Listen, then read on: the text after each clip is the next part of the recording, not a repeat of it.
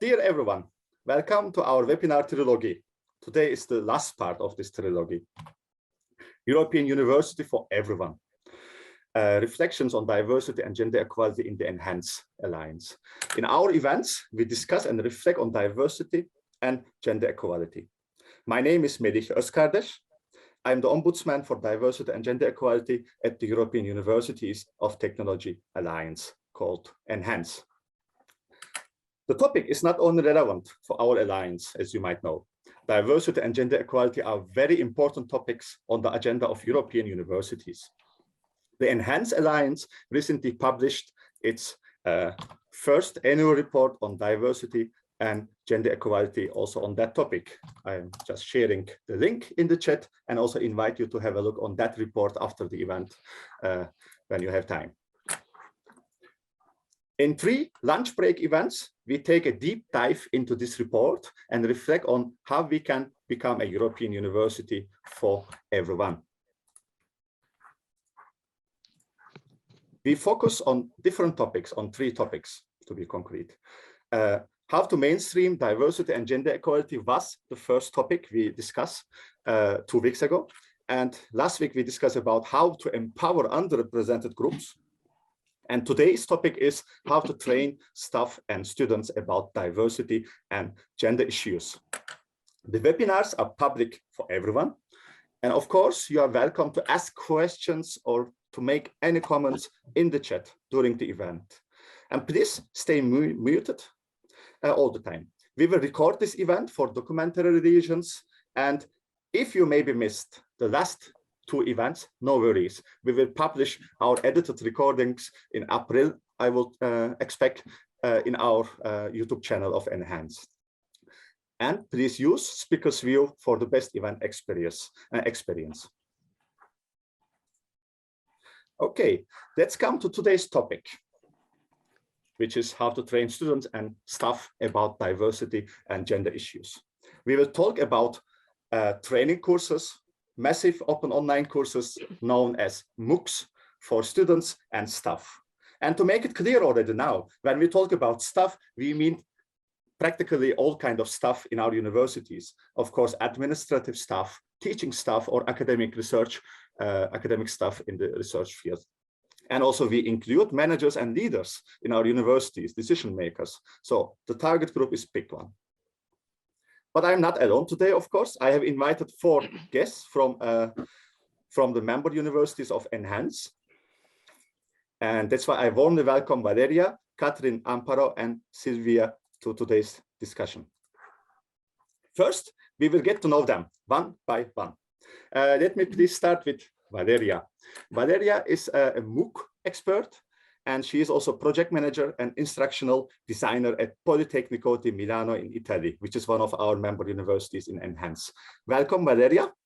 Nice to see you. Good morning, everyone. Good morning. Yeah, I ask all panelists today to choose a symbolic picture about today's topic. And I will just show our public the picture you have chosen. And then I will ask you also, please share your story. Why is this picture for you a good picture for today's topic? Okay, thanks, Melih. Thanks to everyone. This picture is taken from an exhibition recently launched here in Politecnico di Milano that is called Politecniche, that means Politecnico's Women. In the red, you can see the only women in this field. This picture is about students in engineering at the beginning of the century. And we can see just one lady. The picture is old, but the situation is not so different so far. And the fact that in 2022, we still need an exhibition to celebrate women's achievement in STEM field, it can be a hint of reflection for everyone. We hope that this picture will change a lot, also thanks to the training that we have offered and to the change of the setting. Furthermore, I've chosen this picture because this exhibition has been the setting of the trailer of one of the MOOC we have launched about diversity and inclusion, that is Fostering Women in STEM MOOC. I will speak it a bit later.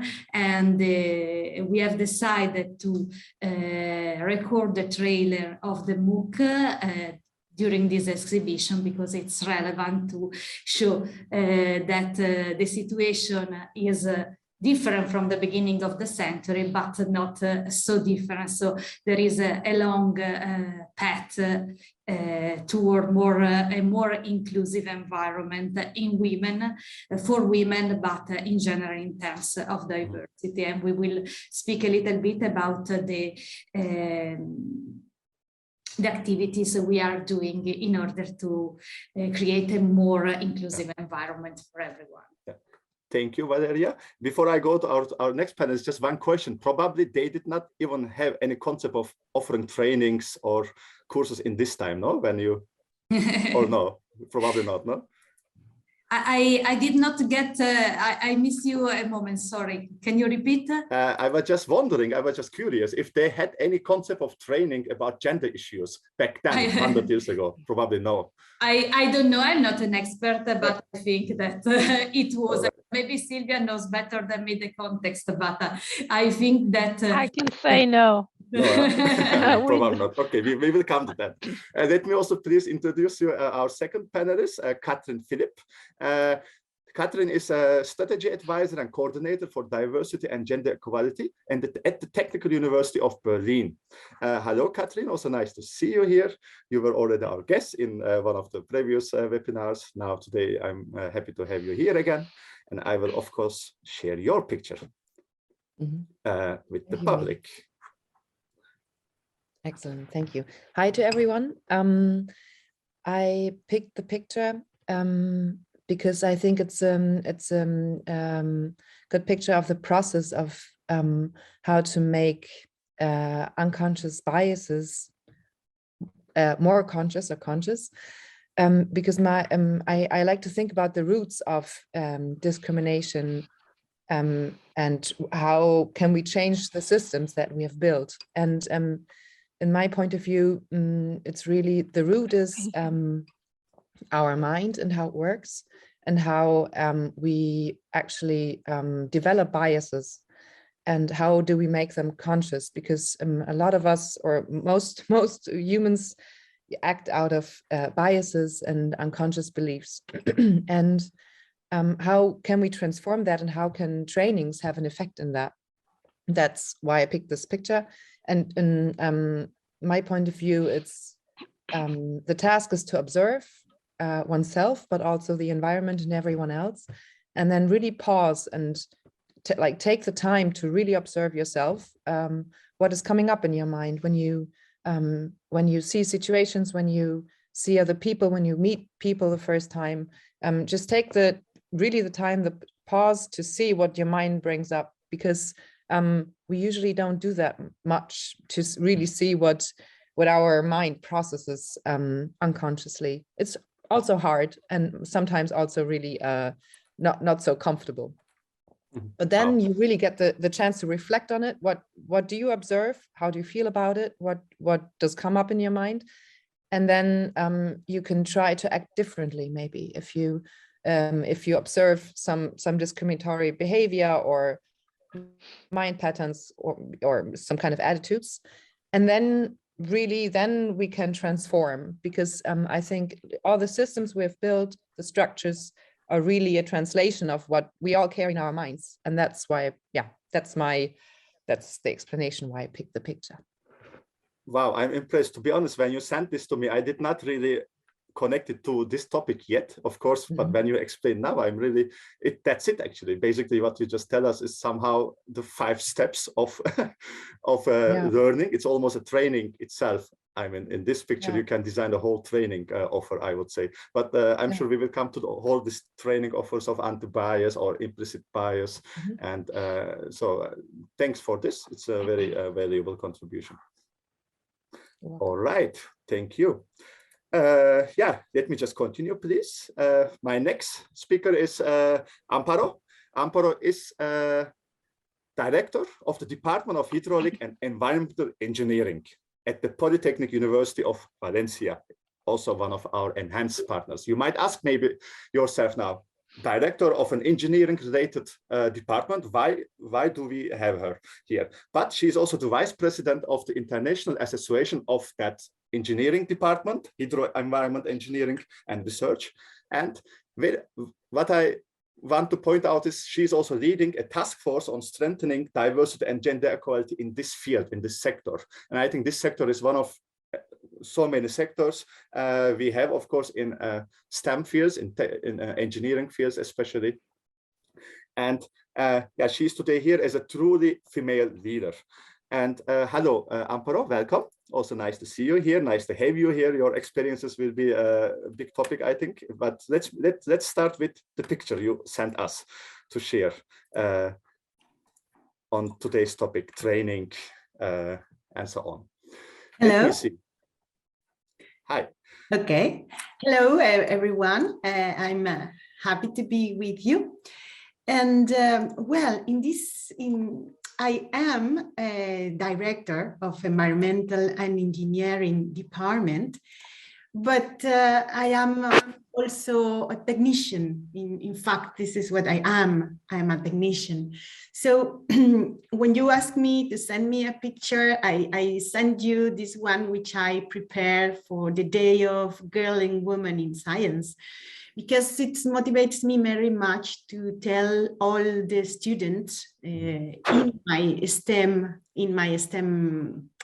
motivations that everyone can do everything, and we are not less nor more than our partners. So it's very nice to me to see how women can be prepared to do math, chemistry, physics, hydraulics, environmental aspect, biology, medicine, anything that we do. So I send you this picture trying to show that we are one part of the talent of society, and our task is to share it. So this is the meaning of this idea, in which I use some parts of the UNESCO pictures, and then I add what I do with my pipes, with my pumps, with my numerical models, with everything I do every day with my students, with my doctoral applications, and all the tasks I do in my International Association of Hydraulic and Engineering Environmental, in which we are very, very concerned about feminine talent implication in this task force of diversity.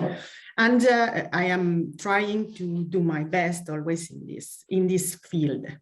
I don't know if you want me to expand now, or we wait. Sorry. We can wait, we will come back to that. So I'm happy that you shared this also with us. I don't know, I will also come back to the picture of which Valeria showed, what you think about it. Maybe just tell us a little bit, because you saw the picture of Valeria with only one woman in the big group of men. Yeah. And what is, you did not see the picture before, so that's why, what did you think when you saw it? I think that it is the same in everywhere, at least in our environmental European, because the first woman also in Spain, it was also in more or less in these times, in these historical times, and it is a very little proportion, very little one. So we have one woman, two women, and the proportion is not improving. So I feel very recognized. Yeah. I see. And we will also discuss about the role of training offers and learning opportunities on that to change it maybe in a way. Yeah. But first, let's go further. Thank you, Amparo. And I want to introduce you also Silvia. Silvia is head of unit Polytechnic Equal Opportunities, known as POP at Politecnico di Milano. And yeah, welcome, Silvia. Nice to see you also here. Thank you. Let me also share, please, our last picture which you sent us. So I'm curious, what do we see here?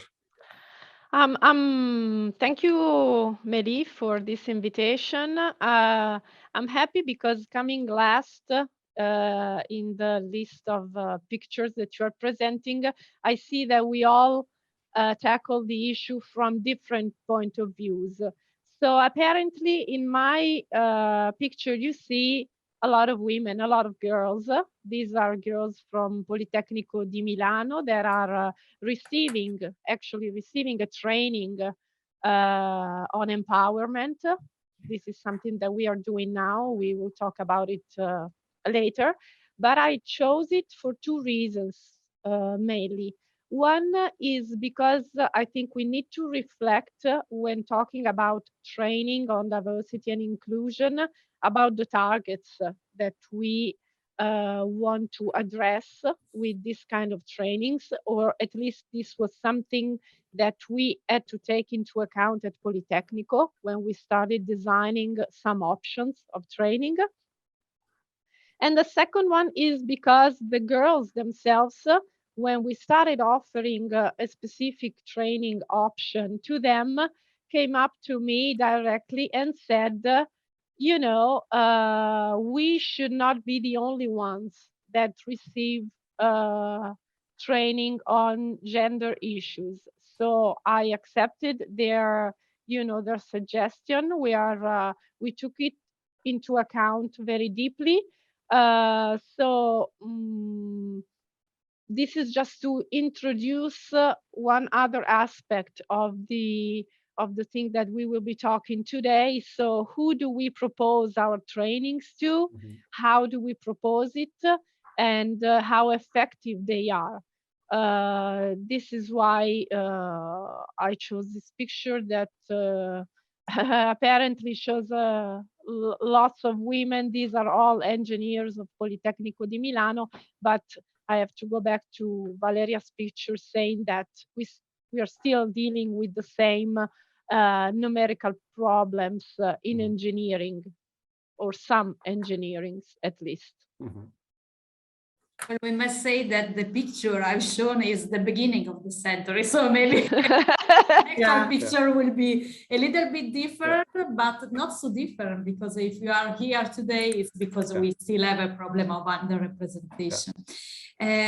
Commenting a little bit Silvia's picture, I was reflecting that I am in charge more of the MOOC. So the MOOC is open to everyone. And so we don't have this problem of offering a training tailored for women, but the MOOC are open for everyone. And so we have the same amount of participants of male and female. Given the fact that our students are majority males, this reflects also in the participation in MOOCs, but an happy fact that I'm dealing with when I design a MOOC is that I don't need to focus on a specific target, but I try to design for everyone and to include every diversity. Yeah. So. Okay, so I'm also curious to find out how this in practically works, if it's a challenge to keep it so open, for example, but let me, before we go into the MOOCs a little bit, which is one type of possible training offers we talk about today. I go back to Silvia, just to Polimi again. You are head of the department dealing with this every day, and you also do offer you are very active in this field. We know it also from the annual report, which I presented in the beginning of this webinar. Can you tell us a little bit, Silvia, what do you do actually at your university at Polimi? What is your experience with training offers? Just in general lines, that we understand what are your targets? Yeah. You just mentioned it's important to have these targets. Yeah, of course, my picture was provocative. I surely know that women should not be the only recipients of a training, even if it's on gender-related matters. But just to go back to that training and to be more concrete, we started out with a proposal of a specific offer called Empowering Women at Polimi. We now propose semestral offers of a series of seminars. We started separately, engineers, architects, designers, because this is our academic offer. But now we are thinking about join the three academic areas we started out with an offer just for girls or young women, I'll say. And we developed these courses in collaboration with external partners, Italian external companies and partners that provide training on biases, on self-awareness, on communication, negotiation issues, courage. We developed them for girls with the idea that when they exit academia, sometimes, and we have numbers that confirm, for example, that even if they have the same academic background, they will end up with a different salary or with a different type of contract when they enter the workforce. So we try to stimulate what we call additional skills other than the academic ones. And this is a set of trainings that we will try to design also for the male part of the students in Politecnico. It was the female students that came up and said, you know, the training on unconscious biases, our fellow colleagues, male colleagues, should receive it as well. And we agree on that and we'll work on that. Yeah, so so you focus on this gender bias, gender related topics, I would say, what I hear you saying now, right? Partly, yes, with the students, we started out with that, but then being a university, and I'm sure I can relate on this with the other colleagues, you have a big number of students, but you also have professors and you have staff working with the students, working with one another. So we started out another line of training that was specifically dedicated to staff and professors. We did a first edition of a comprehensive training on biases, inclusion, diversity, not only gender related, that we offer to all of them, starting with the managerial staff of Politecnico and all of the people that coordinate a group. So let's say the person in charge of coordination and managerial staff. We are following up with a wider training that will actually start tomorrow for the whole staff of Politecnico di Milano. It's an online training that they are proposed, and it will be organized in a series. We will start out with the unconscious biases. We will follow up with a training focused on the aging issue, the working of different generations with one another, because we found out that this was relevant with a series of surveys. We will provide a training on the LGBT community and issues in June, which is the Pride Month. So we combine it with that. And that will be provided to all staff of Politecnico di Milano. So we're working on different targets and different items, I would say. I hear a huge diversity of exactly topics, but also target groups. And yeah, this is good to know. So we will keep it in mind also when we discuss about different types of. I'm also curious how it is, for example, in Berlin, Katrin. You just listened to Sylvia. They have broad range of activities. Do you recognize it also, or do you have another kind of strategy or focus points? You would say, what do you think? How is it in Berlin organized, all these training issues? Yeah, I think there's a lot of similarities, because in the last 20, 30 years, there's been a focus on empowerment of women and trying to have gender equality in the university. And our women's representative office has organized a lot of trainings regarding gender bias, but also empowerment trainings for women. And we have programs supporting young female researchers, like leading up to how to actually get a professorship. But also, I think the focus has kind of shifted a little bit to other intersections as well, so other factors of discrimination. And I think the mindset is being broadened a bit more, how not only to provide trainings for groups that are affected, but also much more focus on trainings on unconscious bias, especially for people who are involved in hiring processes. Because when we look at the process of hiring or appointing professors, then, for example, and I also work at the STEM department, so mathematics, chemistry, and physics, and the usual the male professors are in a big majority, and of course you have effects of like you hire people who are very who are similar to you, and it's really important to if you want to diversify teams, it's really important to offer trainings to people who are involved in hiring processes. But also we have because we are such a big university, there's the faculties and also like the central institution have different trainings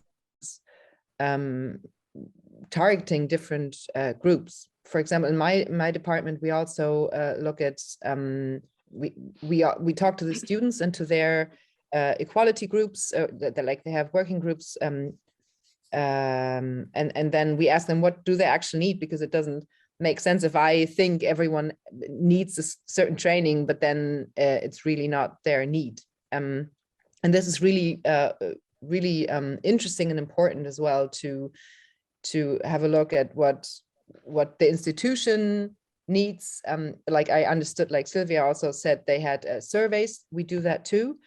But then it's also really important to kind of grasp the ideas of different target groups and try to give finance those ideas also, that they can organize their own trainings really. One aspect we mentioned in the annual report, exactly that this concept of on-demand training offers, that you kind of get in contact with your target groups and then they tell you, hey, this is what I need. I see in my team there is a lack of maybe bias management, let's say like that, bias awareness, and then and this is what we are also currently working on, on some ideas in Enhance. Okay, thank you for that. I will just stay in this line a little bit and look at Amparo. So I think it's now your time, because you're a female leader. We just heard also from Sylvia and Catherine about different target groups, and you of course work a lot with lots of people in your daily life, in your department, administrative people, academic people, and also teaching people are, let's say in your team or in your department. So what do you think about all these ideas? Who should get all these training offers actually, Amparo, when you talk about the people you are working together? Do they need it, or what kind of groups would you identify that they need anti-bias trainings, for example? Well, in my opinion, we should address all this also to all male co-workers, because in general, I think that we are very aware about that. We as women or as female, as technicians and the people who arrive here. You see, the proportion of women in my environmental actions is less than 20%. It's in 15 and 25. But in general, we are asking to be in a third of the population in all these actions. So it is a very low achievements, but it is better than what we have. So this must be done with the aid of the other 70% of population, because if don't, we won't be able to do it. We have to go to young girls. We have to go to girls who are taking their decisions. If they consider an STEM degree, people of 14, 15, 13, who are deciding, girls and boys, in order to propose them every sort of possibility all around their formation. So in my opinion, we have to take in care the young people, and we have to consider also our male colleagues in order to make this effective. You see, we are making a campaign of UNESCO, He for She. You know, it is that everyone must be supporting the females' work, because if we don't do it like this, we won't be able to do it. And apart from it, legislation is also important. We need to have a legislation which helps this diversity aspect, which improves the participation of women in projects, in some sort of things. It's not a question of quota, it's a question of consideration. So it's also important the social consideration of the whole thing. So I think we have also an important role to transmit to society that this is a need for everyone, because we cannot lose half of the talent in our degrees. So it's important. Thank you. I will just share my screen. Who should get training about diversity, inclusion, and gender was the question we asked our public, who is today here now. So just, listening to you, you said male people should also get it, or young people, you said, and just let's look at this collection.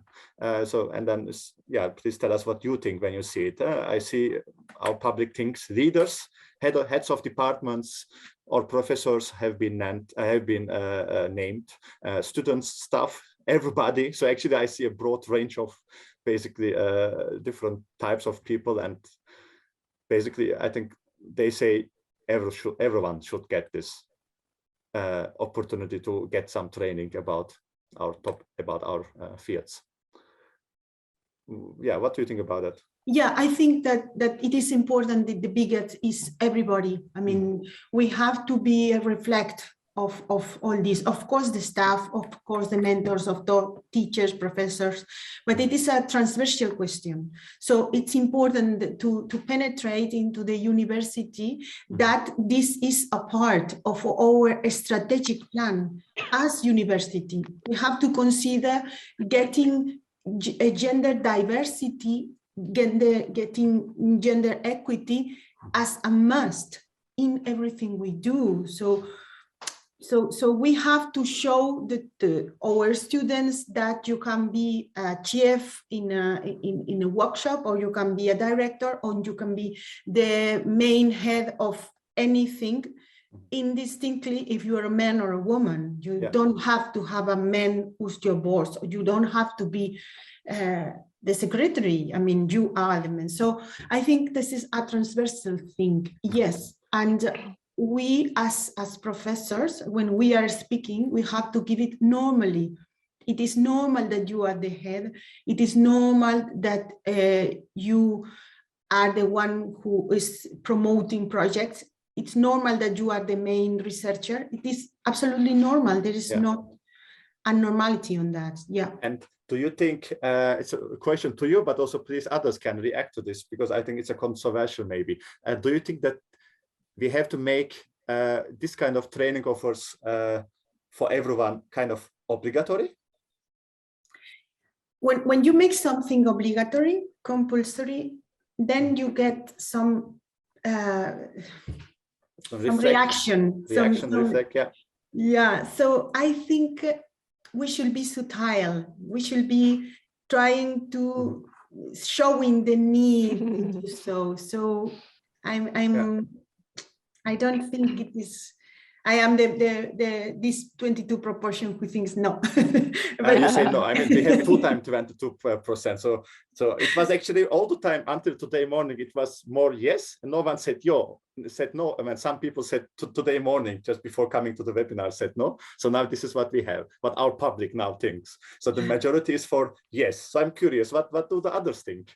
Valeria, you want to Well, I share the same thought as my colleague in UPV, because if you put something like compulsory, you may have a negative reaction. I think we can create an environment when we offer training open, and we make them inclusive and open to everyone and well communicated, so you can join if you want.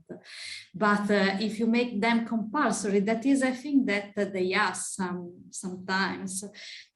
Well, I prefer to make people free to join because they have a positive attitude toward the training. If you are obliged to do a training, maybe you are nervous and you are not willing to, let me say, learn or change your attitude, because it's not a matter of teaching something, it's a matter of raising awareness. And just offering a training can be a way of raising awareness, I think. But is it enough to raise awareness, or what is your experience? So when designing trainings and MOOCs, so what else do you have as a target except for raising awareness, or is it enough?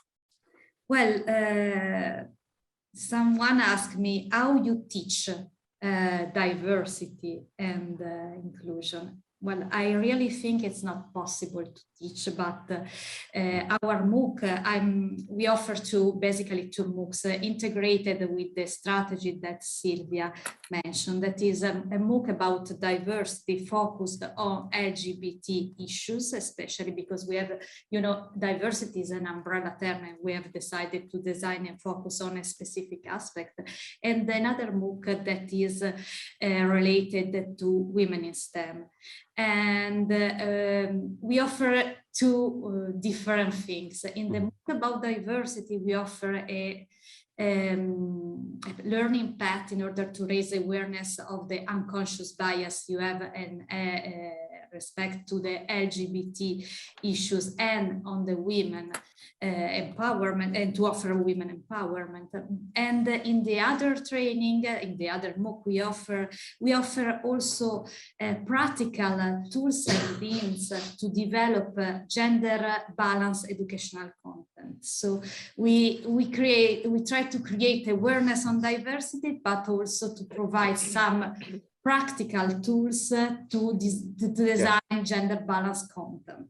And is it a kind of, do you say, you said you don't have that problem with the participation, so it's male, female, it's a mixed group in MOOCs. So I hear this as a positive answer.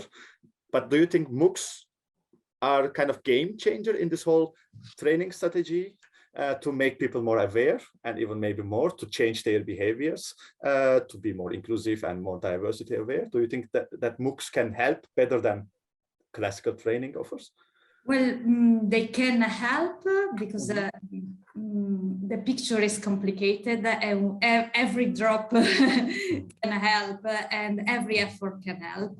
The MOOC have a peculiarity that they are open for and designed for a large amount of and open for everyone. MOOC stands for Massive Open Online Courses, and we mean open, it's open to all the world. So the fact that in our MOOC you can interact with other people from other culture can be an added value in this kind of training about diversity, about raising awareness about this sensitive topic. From the designer point of view, it's tricky because you need to create a safe environment for everyone to express. We had this problem when designing the diversity MOOC. The diversity MOOC that is called Embracing Diversity, it has been designed in an European project with the Israeli partner. And you know that the perception of LGBT issues in some countries is quite different from the perception of LGBT issues in other countries. So our effort is to create a safe environment for all the people to discuss together. I don't know if we are good in doing so, but you can try if you want to enroll, because it's open and it's up and running. Yeah, I see. I will share also one more graphic, what we asked to the public, which is about another topic, about what kind of training offers do they need. So just have a look on this, I see bias trainings has been said a couple of times, anti-bias, research results, stereotypes, good practices, workshops, awareness training, staff acceptable behavior, gender knowledge also coming in. It's also an interesting list, I would say. And do you miss anything? Or is it also you think these are the biggest topics you are also dealing in your work, daily life, when designing trainings or MOOCs? Maybe mentoring. Mentoring. Yeah, how to mentor. Yeah. How to mentor. Yeah, exactly. And another topic from myself, inclusive communication or inclusivity. At least this is what I see. In language, yeah. Exactly, in language, but also in the way of like managing. And I think this is also kind of issue what I hear, and also in our annual report, we gave examples of that kind of trainings, training offers on inclusivity, because it's not an automatical thing. When you don't do it, you can also destroy lots of things in your team when you are not an inclusive leader, not an aware of your behavior. Mm-hmm. I would like to add something. Maybe it's also an additional training could also be to offer a safe space, or like a space for people who are being discriminated, so they can exchange and like try to offer empowerment training, to how to deal, like what do I do when I'm being discriminated against, what do I do when I witness discrimination, like really kind of hands-on, you know, like you might be aware of things, but then again, if you are faced like with a with a situation, people are kind of frozen or don't know what to do, and it's really also worth like to practice it in a course or something. What can you say? How can you act? How can you be an ally for people who are being discriminated against? That's also like I think a very important topic that's not on the chart here. Exactly, makes sense. Thank you. Sylvia? If you allow me, I'll go back just a minute to the tricky issue of do they have to be compulsory? Do we just leave it to the willingness of people? As you may know, starting with 2021, the end of 2021, all universities or partners that want to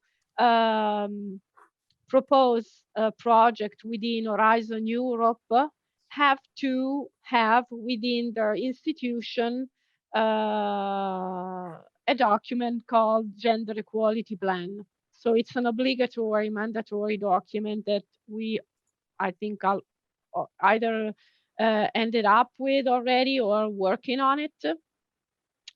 So my question to you is, we already have some specific indications from at least the European Commission that some steps towards this area of gender equality, diversity, and inclusion are need to be made. So I am more on the verge of thinking that at some levels, at least, just to start with, a training on these issues has to be done. You cannot, and it could be, as I read in the chat, also maybe a compulsory or mandatory training for professors who enter the academic path, for people who cover upper positions or are responsible of groups of people, as we cannot accept that people in charge of groups of 20, 15 or more, or even less groups of people are not aware of what can happen if biases are not treated in a certain way. So in Politecnico, what happened with the training that was delivered to the managerial positions is that it was actually compulsory. So you had to participate. Then the takeaways can be different.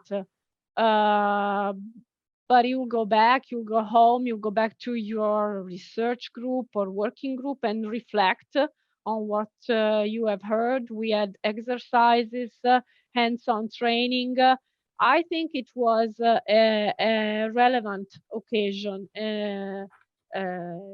It was necessary that all the managerial staff was involved. Yeah, this is also, I think, kind of expression of the wish to have a quality, I think, no? It's a kind of management quality, because without being a manager who is aware of all these systems happening in our minds, you can be also, let's say, very easily now with an easy language, a bad manager, a one who is not aware of diversity issues and who is not dealing consciously with with the topic of bias, for example.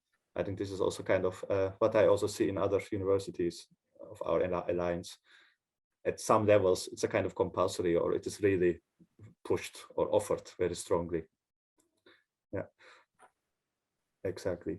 But maybe let's elaborate also a little bit on ENHANCE. I mean, ENHANCE is a European alliance of 7 universities. Now, today we have also you as some representatives of our partner universities. What do you think? What can ENHANCE change? Maybe Catherine or Sylvia, who wants to say something on this? What is the role of such a European collaboration on developing new trainings? And using Sylvia, them, do you of wanna course, go for a good first? purpose. Yeah, sure. Well, for one, as we are doing, we all started by sharing what we already had at the level of single institutions. So, for instance, one of the MOOCs that Valeria projected, which was actually a starting point at Politecnico di Milano, because embracing diversity was really our beginning, I would say. We still use it. We go back to it time and again, and is now available for the whole ENHANCE community. And just as much as that, I would like, and I am eager to find out if there are other trainings that are delivered among our partner universities that could be provided to the Politecnico community. So the thing of sharing what you already have is the preliminary step. Then again, by concentrating efforts of these big groups of universities on themes like diversity and inclusion, and I really think that ENHANCE provides probably the first and best example so far, because in my view, there had not been projects that were this wide and not specifically targeted to diversity and inclusion, but ENHANCE has a work package that is addressing this item from many points of view. And this is richness also in perspective, as we are trying to build a community of shared values in this area. So you start with what you have, you put it together, and then you create or try to develop a strategic and more aligned view, and also not only a view, but we are writing documents, we are writing guidelines, we are proposing competitions. So I think it's this should be the way. Yeah, thank you. Yeah, I there's actually not that much to add, I think, because Sylvia has explained it quite beautifully in like how we have come to the process now, and I think how we will keep on working on it. And it's really, I think it's a process where all the universities like learn a lot from each other, like the colleagues, but also all the offerings, trainings, etc., that we develop. And also to develop a mindset about that, like how can we address different target groups? What are the do's and don'ts and stuff like that? It's really good to have a group to have an exchange about that regarding how to do it in a university, you know, because sometimes that differs as well. If you want to mainstream a strategy like that in a company, for example, it's a different approach in my point of view. Yeah. Exactly. I think it's also what we want to show in the annual report, that all partners are offering training offers. Maybe they sound similar, but at the end, so there are also differences, and these differences can be interesting to find out, to learn. And one thing what we do in Enhance is currently, of course, to open these trainings so that, for example, that MOOC, Embracing Diversity, started yesterday. The registration is basically open for the all Enhance community. So even it is an offer of Polimi now, so it is basically open also to someone from Berlin, for example, from your university. Okay, looking at the time, I think I have some comments in the chat, so I will just go into them and then see what we do also with maybe some more questions, but let me just start. So if I'm correct, we did not answer or comment on that topic here, which is in the chat. I am not fully convinced by the argument that inclusion and diversity training should not be compulsory, because this might create a negative attitude towards these trainings, is one of the comments, and it continues. First aid trainings are also compulsory for getting a driving license, for example, and it would be problematic to say that should they not be compulsory. This might create a negative attitude. The same goes for inclusion and diversity trainings. They should also be compulsory, and I think some of the other public members also posted this in the chat, and we see it also in the survey. So who wants to say something to this argumentation of driving license, first aid? It's an interesting comparison. You want to react on this, Katrin? Or yeah, please. Yeah, I think it's a valid point as well. It's like I have controversial views on that too, because like from an ideological point, of course, I think it's necessary that everyone participates in those kind of trainings. That would be my wish as well. And then also you're faced with like structural or institutional framework sometimes. For example, it's in Germany, for example, it's really hard to do mandatory trainings for professors, because they're like, you know, I can't push any professor to do anything because they're totally independent. It's more of a question like, how can I convince people that the topic is important? And I think Anne Brüggemann also asked, like, how can, like in Germany, for example, you have junior professors, which is like kind of a tenure track program. And then they're going to be like, you know, civil servant professors for life after that process. And how can we, like, when we hire new professors, how can we maybe make those kind of trainings mandatory as part of a certificate program or something in this kind of process, to have all new professors in a university participate in those kind of trainings. Yeah, there's been a lot of discussions about that. It's not that easy, like legally, and also how can you do that? So there's not that many experiences towards that. What I wanted just to address that, because I've read that too. Thank you, Katrin. I look at Amparo. You are a professor. How does it sound to you? So please share your ideas on it. So can we make it compulsory for you or your colleagues?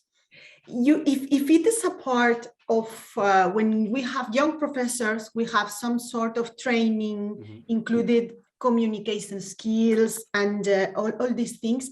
I think we should include this in their training. In this way, yes, it can be compulsory, as it is for other transversal skills or soft skills or any other thing included on what a professor must be, or a teacher or a lecturer must be, as an example of society for young students. So in this way, yes, I think it could be just a part of the training aspects, because maybe you are a very good science, but you are not a very good people communicating, or you are a very good person, but you cannot show that you are doing things for society. So this must be part, and it must be a natural thing. We don't have to say in any moment we are working on diversity. We don't have to be recording that we are less women. We must be going inside it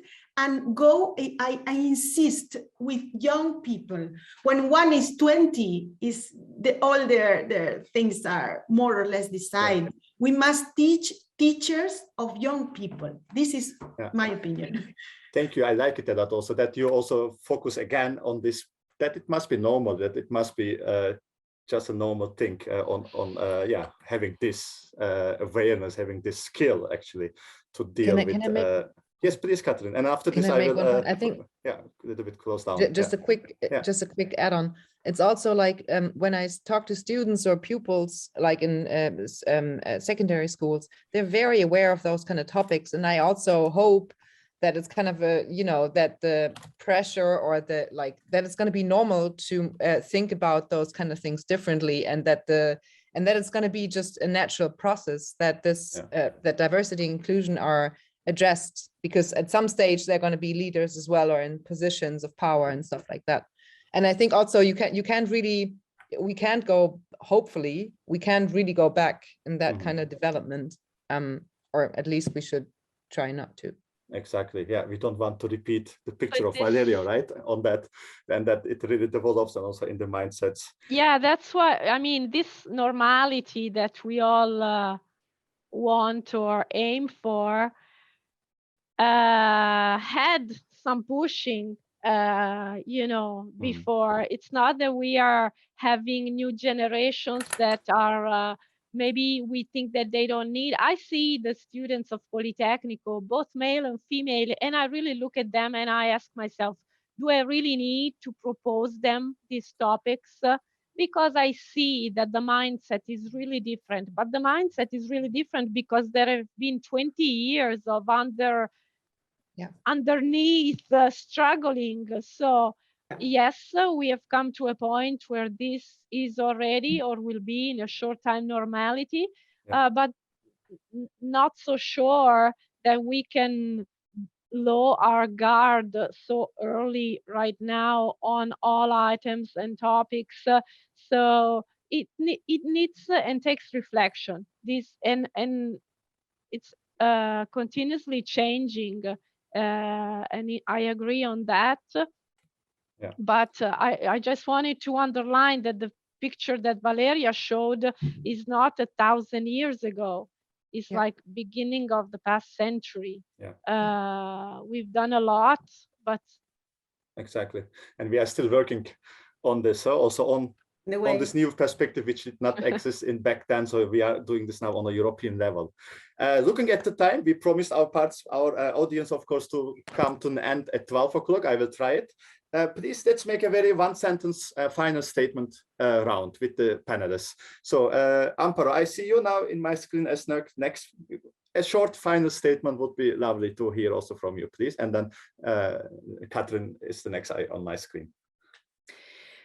Well, if I would like to resume, I would say that we must make our efforts normal, but we must continue contributing to diversity and equity in gender balance in STEM degrees, which is my topic. Thank you. Catherine?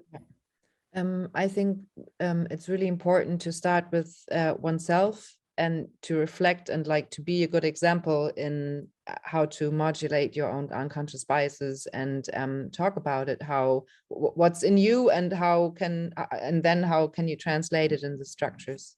I think that's really important. The famous Gandhi saying, be the change you want to see in the world. Thank you, Sylvia, and then Valeria, please. I'll go with another saying that I don't remember who said, but I use it a lot when we speak about discriminations, and that would be that when being a part or when being targeted or discriminated, the silence of your friend would hurt you more than the words of your enemy. This means that when you are assisting or watching, witnessing a discrimination of somebody that you know, maybe your colleague, maybe your friend, speak up, because if you don't, that silence would do worse than the discrimination itself. Thank you, Silvia. And Valeria, please, your final statement. Well, first of all, I would like to thank all the participants, because this discussion about the compulsory it will be a hint of reflection for me. And my takeaway for today is that we can work together, and the integration of all the efforts we are doing, and every effort is not so small to change this environment. I would like to depict a different reality for my daughter, and I think that every little effort we do in our teaching activity, but in our job and daily life, but in our daily life, it can be it can make really a difference. Thank you all for your final statements and for this very fruitful conversation, this discussion as well. I really enjoyed being part of it. And yeah, thanks to our public for the very nice comments and questions. And so good to see this engagement. And I will close it down now by saying, by sharing this link about the Enhance Challenge.